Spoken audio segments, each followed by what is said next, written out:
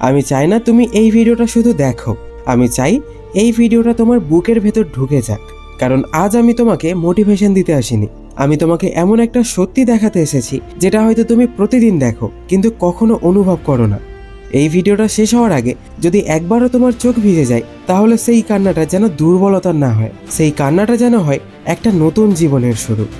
একবার চারপাশে তাকিয়ে দেখো, হাজার হাজার ছাত্রছাত্রী আজও বই খুলে বসেছে।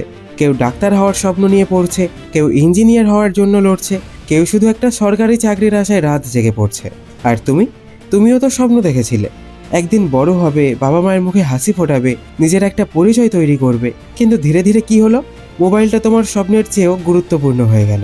5 মিনিটের জন্য ফোন হাতে নিয়েছিলে, কিন্তু কখন যে 2 ঘন্টা চলে গেল তুমি নিজেও বুঝতে পারলে না। রাতের শেষে বুকের ভেতর একটা অপরাধবোধ নিয়ে ঘুমিয়ে পড়লে। নিজেকে বললে কাল থেকে সত্যিই পড়ব, কিন্তু সেই কাল আজও এলো না। জানো, স্বপ্ন কখনো একদিনে ভাঙে না, প্রতিদিন একটু একটু করে ভাঙে। যেদিন তুমি পড়ার বদলে অযথা সময় নষ্ট করো, সেদিন স্বপ্নটা একটু ভাঙে। যেদিন তুমি নিজেকে বলো আজ না পড়লেও হবে, সেদিন স্বপ্নটা আরও একটু ভাঙে। এভাবেই একদিন বুঝতে পারো তোমার হাতে সময় আছে কিন্তু আর সাহস নেই। শোনো, একটা ছোট্ট গল্প বলি। একটা ছেলে ছিল, সে খুব মেধাবী ছিল না, স্কুলে কখনো প্রথম হয়নি, শিক্ষকরাও তাকে নিয়ে খুব বেশি আশা করতেন না। কিন্তু ছেলেটার একটা স্বপ্ন ছিল, সে চেয়েছিল একদিন তার বাবা যেন আর মানুষের কাছে মাথা নিচু করে না দাঁড়ান, একদিন তার মা যেন বাজারে দাম জিজ্ঞেস করে জিনিস ফেরত না রাখেন, একদিন তাদের জীবন বদলে দেবে সে। কিন্তু বাস্তবতা ছিল খুব কঠিন। বই খুললেই ঘুম পেত, 5 মিনিট পড়লেই ফোন চেক করতে ইচ্ছে করত, বন্ধুরা ঘুরতে ডাকতো, সোশ্যাল মিডিয়ায় সবাইকে সুখী দেখে নিজের জীবনটাকে ব্যর্থ মনে হতো। সেও তোমার মতোই ছিল, হ্যাঁ একদম তোমার মতো। কিন্তু একদিন তার জীবনে একটা ঘটনা ঘটল। সেদিন সে রাতে পড়ছিল, হঠাৎ জল খেতে উঠে দেখে রাত প্রায় 2:30টা। তখন বাবা এখনও ঘুমাননি, চুপচাপ পুরনো একটা শার্ট সেলাই করছেন, পরদিন কাজে পড়বেন বলে। নতুন শার্ট কেনার টাকাও ছিল না। তার মা রান্নাঘরে বসে হিসাব করছেন এই মাসে কিভাবে সংসার চলবে। ছেলেটা লুকিয়ে সব দেখছিল। সেদিন প্রথমবার সে বুঝেছিল তার পড়াশোনা শুধু তার নিজের জন্য নয়, তার বইয়ের প্রতিটা পাতার সঙ্গে তার পরিবারের ভবিষ্যৎ জড়িয়ে আছে। সেদিন সে কেঁদেছিল, খুব কেঁদেছিল, কিন্তু সেই কান্না তার জীবন বদলে দিয়েছিল। তাই সেদিন সে একটা প্রতিজ্ঞা করেছিল, আমি আর ভাগ্যের জন্য অপেক্ষা করব না, আমি নিজেই নিজের ভাগ্য লিখব। আচ্ছা, তুমি কি জানো, মানুষের জীবন বদলে দেয় বড় কোনো ঘটনা নয়, একটা সিদ্ধান্ত বদলে দেয়, একটা রাত বদলে দেয়, একটা মুহূর্ত বদলে দেয়। হয়তো আজকের এই ভিডিওটাই সেই মুহূর্ত। তাই এখন আমি চাই তুমি একবার নিজের বুকের ওপর হাত রাখো আর নিজেকে একটা প্রশ্ন করো, আমি কি সত্যিই আমার স্বপ্নের জন্য সব কিছু দিচ্ছি, নাকি শুধু অজুহাত বানিয়ে যাচ্ছি? যদি উত্তরটা না হয় তাহলে লজ্জা পেও না, কারণ আজ থেকেই সব বদলানো সম্ভব। কিন্তু একটা শর্ত আছে, তোমাকে নিজের সঙ্গে মিথ্যা বলা বন্ধ করতে হবে। আজ থেকে কাল পড়বো বলা বন্ধ, আজ থেকে মুড আসলে পড়বো বলা বন্ধ, আজ থেকে আর 5 মিনিট বলা বন্ধ। কারণ সাফল্য কখনো মুড দেখে আসে না, সাফল্য আসে যারা মুড না থাকলেও বই খুলে বসে তাদের জীবনে। আর হয়তো তুমিও তাদের একজন হতে পারো। এখন আমি তোমাকে এমন একটা দৃশ্য কল্পনা করতে বলবো যেটা হয়তো আজ তোমার কাছে কল্পনা, কিন্তু কয়েক বছর পরে সেটাই বাস্তব হতে পারে।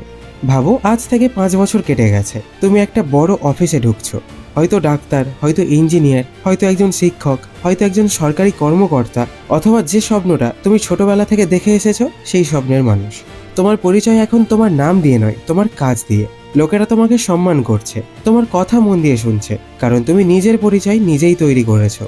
এবার আরেকটা দৃশ্য দেখো, সেই দিন তোমার বাবা নতুন একটা শার্ট পরে তোমার পাশে দাঁড়িয়ে আছেন। যে মানুষটা একসময় নিজের ইচ্ছাগুলো চেপে রেখে তোমার বই কিনেছিলেন, আজ তিনি হাসছেন। আর তোমার মা, যিনি নিজের প্রয়োজনের আগে সবসময় তোমার প্রয়োজনকে রেখেছেন, আজ তার চোখে জল। কিন্তু সেই জল কষ্টের নয়, সেই জল গর্বের।